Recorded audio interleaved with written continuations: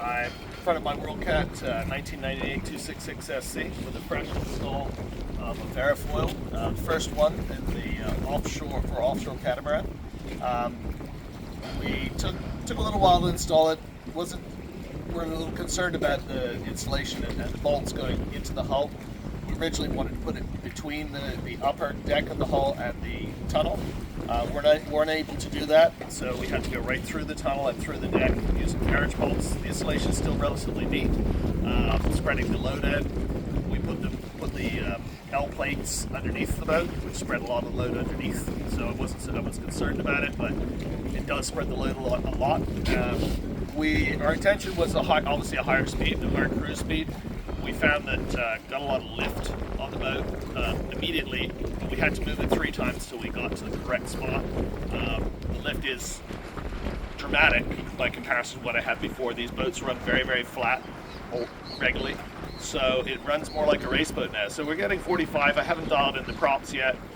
We're hitting the rev limiters, so once I dial in my props, I expect closer to 50, but a cruise speed of around about 30. But yeah, performance is really, really good. The rest is just my tweaking and tuning. But so far, so good. Happy. Yeah, so what year boat do you have? What year did you say this was? 98.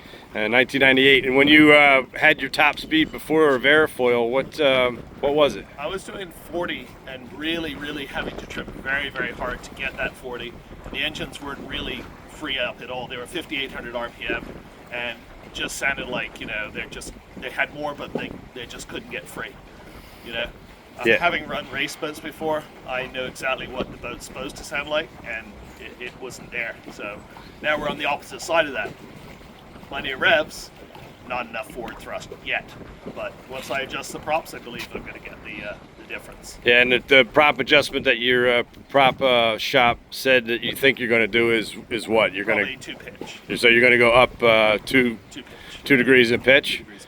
Okay, and then maybe you could talk a little bit to the customers about the VARA plates themselves and the control that you felt from those. There's the VARA plates. You get a lot of stern lift with the VARA plate. I don't see any issues with them. They're still sitting there perfectly fine after the install. So, and there's been a lot. My engines are very, very deep in the water. As you can see, we're fully to the bottom of the very bottom hole, as deep in the water as I can, and I'm still getting the full RPM. Past the full RPMs on the engine. So. I don't think they're affecting the slowing down the boat. Just give me additional stern lift.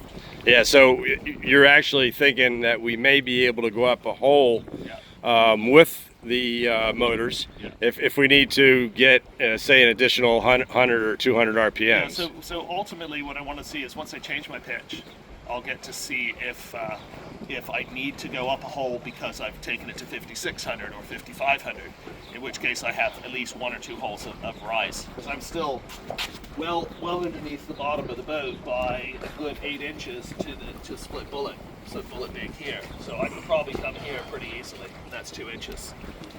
So, and still have plenty of adjustment.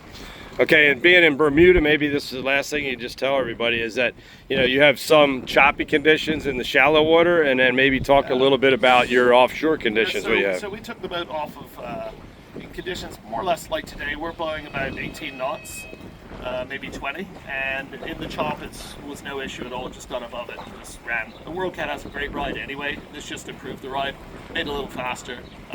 Then we went offshore, and what I found, which was interesting, is I got a lot less of the yaw effect. The bow would rise, but as it came down, it was much of a softer fall. So the rise was little, and the fall was little. So you had a 6-foot swell, but hardly any, momentum up and down. So you get less slap, effectively. So a little bit like a shock absorber on a car tire. Effectively like that, yeah. Okay. And, yeah, it's just generally a better offshore ride. So I was probably only turning 20 mile an hour when we were offshore, and I wasn't pushing it because it's a fresh install and we're still dialing stuff in. But nonetheless, it had no trouble. And now that you mentioned the dial in, we put the boat in the water with the location that we told you, or where we drew it out? We started in one spot, and we were definitely too far back, and we needed more in the front, more bow lift than we had. So we ended up shifting about 3 or 4 inches forward from where we started.